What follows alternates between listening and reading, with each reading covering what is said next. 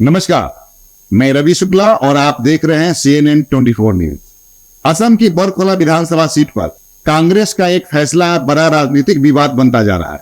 सवाल सिर्फ टिकट का नहीं है, सवाल यह भी है कि क्या चुनावी गणित के सामने कांग्रेस अपने सिद्धांतों से समझौता कर रही है और क्या यह फैसला पार्टी के भीतर ही नई राजनीतिक लड़ाई को जन्म दे सकता है। आइए समझते हैं पूरा मामला क्या है।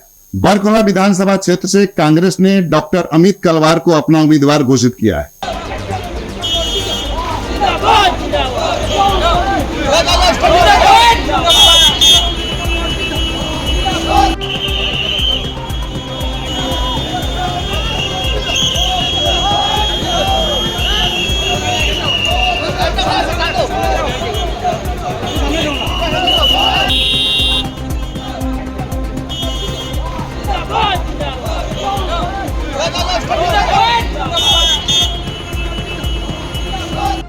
लेकिन इस फैसले ने पार्टी के अंदर और बाहर दोनों जगह तीखी बहस छेड़ दी।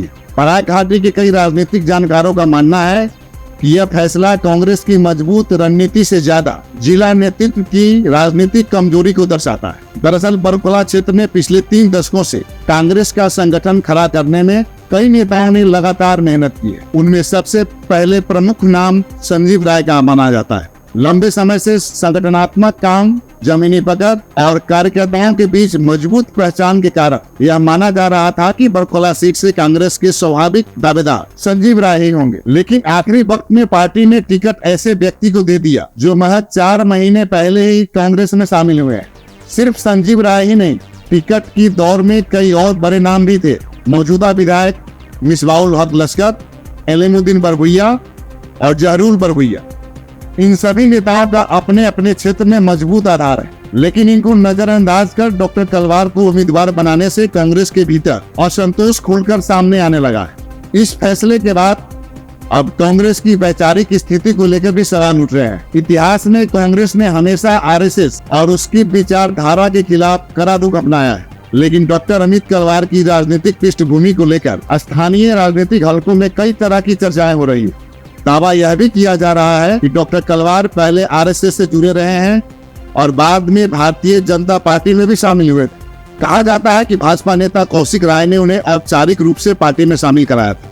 इतना ही नहीं, स्थानीय स्तर पर भी यह चर्चा है कि उनके परिवार में भी आरएसएस का प्रभाव रहा है। हाल के दिनों में बोराखाई चाय बागान की दुर्गा पूजा और बरमबाबा मंदिर की दुर्गा पूजा में उनकी मौजूदगी को लेकर भी राजनीतिक चर्चा तेज हुई है। ऐसे में सवाल उठना स्वाभाविक है, क्या कांग्रेस चुनाव जीतने के लिए अपनी पुरानी वैचारिक लाइन से पीछे हट रही है? चलिए अब देखते हैं वोट का समीकरण कैसे बदलता है। राजनीतिक विश्लेषकों का मानना है कि इस फैसले के पीछे परिसीमन के बाद बदला हुआ वोट समीकरण भी एक बड़ी वजह हो सकता है।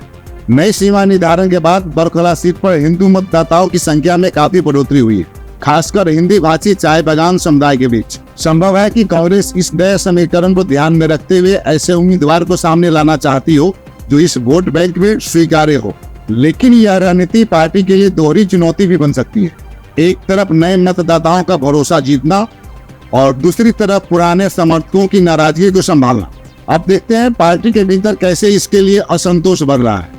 इस फैसले का असर अब संगठन के भीतर भी साफ दिखाई दे रहा है। वरिष्ठ नेता संजीव राय ने पार्टी के सभी संगठनात्मक पदों से इस्तीफा दे दिया है।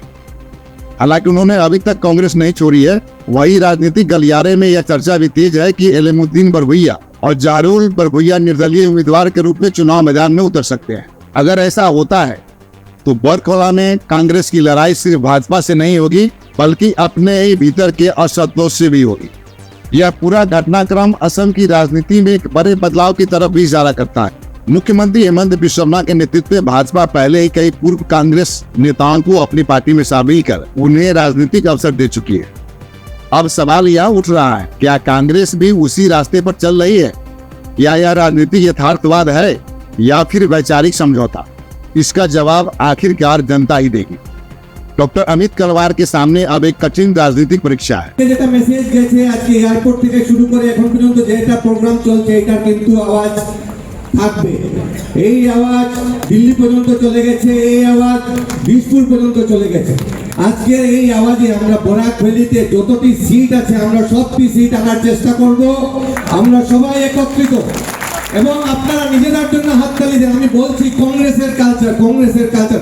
আজকে দেখেন এখানে হিন্দু আছে, মুসলিম আছে, শিখ আছে, ইসাই আছে, এখানে অন্য বিভিন্ন জাতির মানুষরা আছে। এটাই হলো কংগ্রেস, এটাই হলো কংগ্রেস।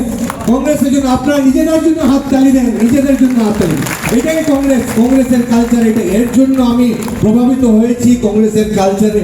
আর একটা জিনিস হলো যে যেখানে বলার সুযোগ আছে, যেখানে সব কর্মীরা সমান, কেউ কোনো ভেদাভেদ নেই, যারা উপরের লেভেলে আছে, যারা টপ পোস্টে আছে, যারা নিচে কর্মীরা, সবাই এক আমরা সব এক পটস্থলে আমরা সবাই মিলে কাজ করব।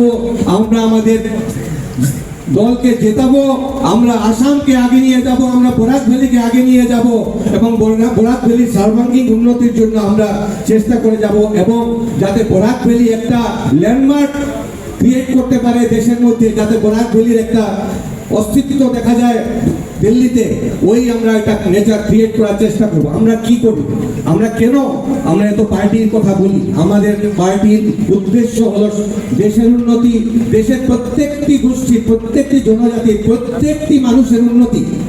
কোন জাতি, ধর্ম, বর্ণ নির্বিশেষে যাতে একটা জাতি উন্নতি হবে, আরেকটা জাতি উন্নতি হবে, আরেকটাকে কোনোটাও খালি একটা সমষ্টি, যেটা ধনীরা ধনী হবে, গরিবরা আরো গরিব হবে, গরিবদেরকে তুমি ব্ল্যাকমেল করবে, অরুণোদয় দিবে, অরুণোদয় দিয়ে ব্ল্যাকমেল করবে।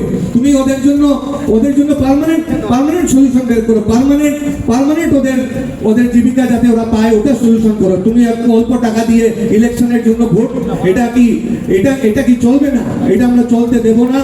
এবং দেখেন আমরা এটা ডিজিটাল ইন্ডিয়া তো বলেছেন, আমরা ডিজিটাল ইন্ডিয়া, কিন্তু ডিজিটালি সব ক্রাইম হচ্ছে, ডিজিটালি সব ট্রানজ্যাকশন হচ্ছে, আমরা কিছুই দেখতে পাচ্ছি না। ডিজিটালি সব অনিয়ম ঘটছে। এর জন্য আমাদের দেশ ঋণে পড়ে গেছে। আমাদের আসাম স্টেট এত ঋণ আছে, এটা আমরা কোনোদিনও কবে মুক্ত হবো জানি না, আমরা যত কোনোদিনও দেখিনি। আমরা সবাই মিলে সবসময় আগে বেড়েছি, আমরা এটাই আমাদের চেষ্টা থাকবে। এটা হলেই আমার দেশের উন্নতি। एक तरफ मजबूत भाजपा संगठन और दूसरी तरफ कांग्रेस के भीतर बढ़ता असंतोष और ऊपर से परिसीमन के बाद बदला हुआ वोट समीकरण अब निगाहें परखोला की जनता पर है, क्योंकि राजनीति में अंतिम फैसला बयान नहीं बल्कि मतपेटी करती है। क्या चुनावी गणित सचमुच सिद्धांतों पर भारी पड़ेगा? इसका जवाब आने वाले चुनाव में मिलेगा। असम विधानसभा चुनाव 2026 के चुनावी हलचल और ताजा अपडेट के लिए देखते रहे CNN 24 न्यूज। नमस्कार।